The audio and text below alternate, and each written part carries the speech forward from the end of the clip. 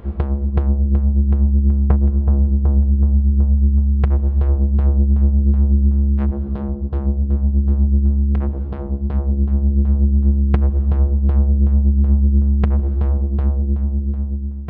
folks, I'm Spencer, and on today's episode of Cult Mania we're going to be looking at Park Chan-Wook's breakthrough film, JSA Joint Security Area.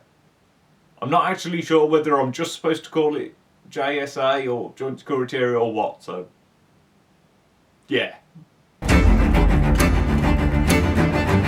JSA was Director Park's third film, and it was the film that sort of allowed him to move away from being a film critic who made a couple of feature films to being a proper filmmaker. The film follows an investigation into an incident that has happened on the border between South Korea and North Korea. Shots have been fired, there are people who are wounded, there are people that are dead, and it's up to a Swedish impartial investigation team to attempt to find out what on earth happened. And I don't really want to say any more about the plot than that, because this is very much a film where, finding out what happened along with just other nice little...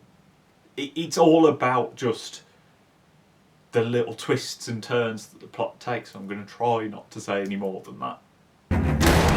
Our job is to find out not who, but why. Now, given that this is a very plotty film, you've got to have really solid performances. And actually, the film starts out a little bit worryingly on this front. Lee Young-ae plays the Swedish, Korean-speaking investigator, and she's brought along like another Swedish officer with her. And they speak English to one another, and there's a whole scene with the two of them and like a sort of generally type character, and it's really uncomfortable. It's really there's just a weird disconnect. The English scenes aren't great, I will admit, but thankfully the Korean performances, which make up the bulk of the film, are much better. That includes Lee Young-ae. She's really good when she's doing the Korean. I just get the sense that she's not 100% confident with the English. Now, the other two sort of big performances in the film are Lee Byung-hun as the southern eyewitness and just the iconic Song Kang-Ho as the northern eyewitness.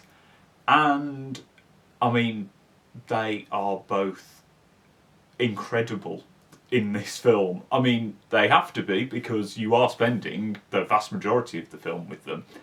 But they give such human performances. They're flawed characters, but you'll flip between liking them and not liking them, and you really get the sense that they're fully rounded, real people.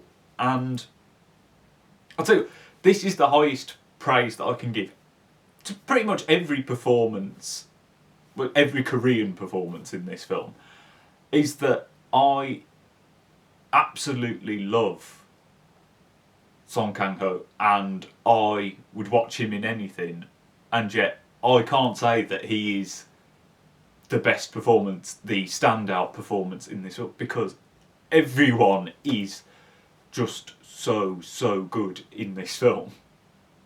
And, they really made me care and feel invested in something where, I don't have any connection to the events that go on in this film. Your ultimate goal is to remain perfectly neutral and not to provoke either the South or the North. Now, the film cinematography is very effective. It's not a film where you're going to be constantly being blown away by a fantastic camera movement. But that's because this is a very emotive, very performance-led film. And that's why Sung Bok Kim's sort of widescreen cinematography works really well, because it manages to constantly capture people's performance. There are lots of times you do get very close up on people's faces and see just the little facial tics, but it's a film predominantly of people talking to each other, but it still manages to keep it sort of fresh and exciting. And if you are a Park Chan-Wook fan, you will see like the seeds of a lot of these sort of stylistic things. There are some nice sort of wide angle shots with pans, and there are some very jazzy scene transitions, which definitely sort of made me think of stuff that he'd do in Old Boy later on.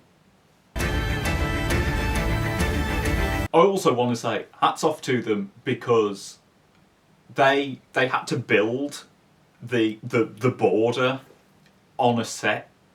Because obviously, you know, it's a demilitarised, so they were never going to let people film there. And to be honest, I'm really impressed, especially because they said I read that it was a set, so that makes me think it's indoors, whereas obviously it's out. It looks really good, it's really convincing. I will say that perhaps sonically, the film isn't the most impressive. The score is sort of very orchestral. It's got a sort of melodramatic element to it. It's not something I wasn't drawn to the score particularly. But again, it doesn't get in the way. I felt every emotion that I think the film wanted me to, and it was probably doing that. It's just it's not an obvious score.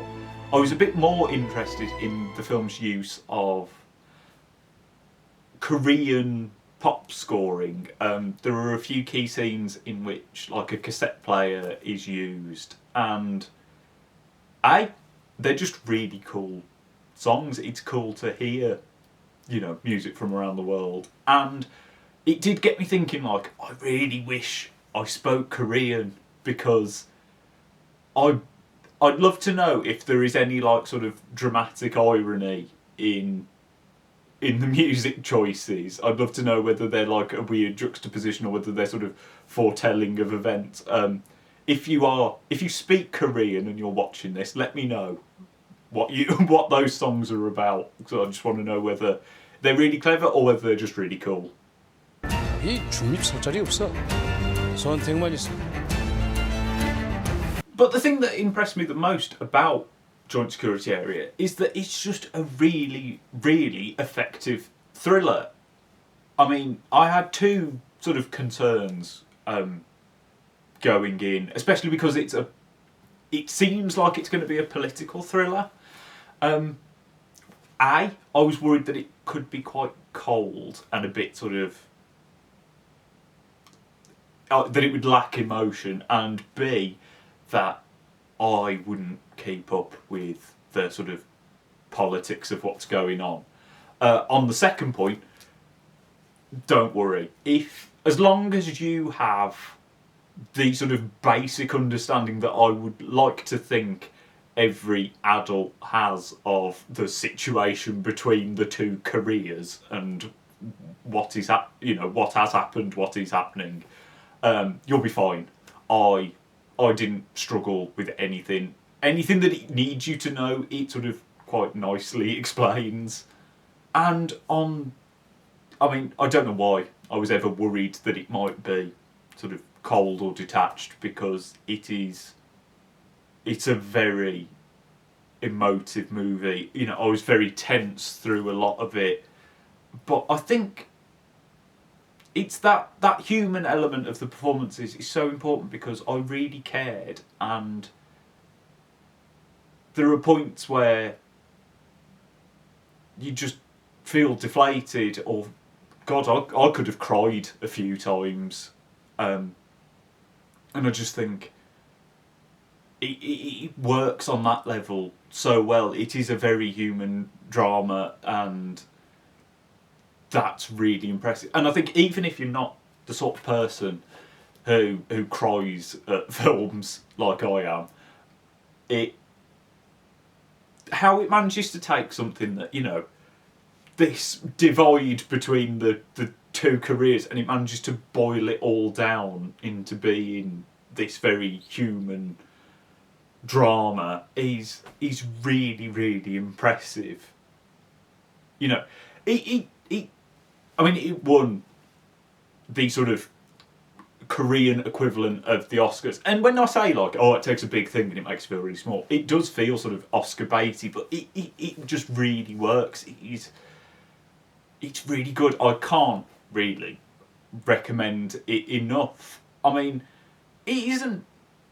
Don't be put off by the fact that it looks like a sort of war political film. I think, you know, this cover for the new Arrow release makes it look like it's all about generals and soldiers and it isn't. It's about people.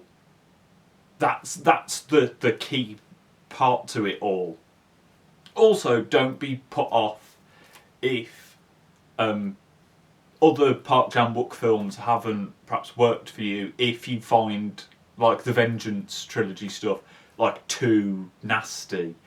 There are a couple of like what happens at the border is a bit gory and a bit violent, but it's not a particularly, you know, it's not alarming. It feels, if you are a Park Chan-Wook fan but you've not seen it, it feels perhaps closest to something like The Handmaiden. Not because it's erotic in any way, because it isn't, but it's got sort of, it's all about the sort of the plot evolving and understanding different things and seeing things through different eyes, and it's got that element to it. But I mean, if anyone could watch this as long as subtitles don't bother you, which they shouldn't. Watch it. It's really good, and I can see why, you know, after this, Park Chan-Wook was able to go on and make pretty much probably whatever he wanted. It's really good. But that is just my opinion. What do you think of Joint Security Area? Are you a Park Chan-Wook fan? Which is your favourite Park Chan-Wook film? Let me know down in the comments. Like and subscribe so you don't miss any more videos. And I shall see you next time.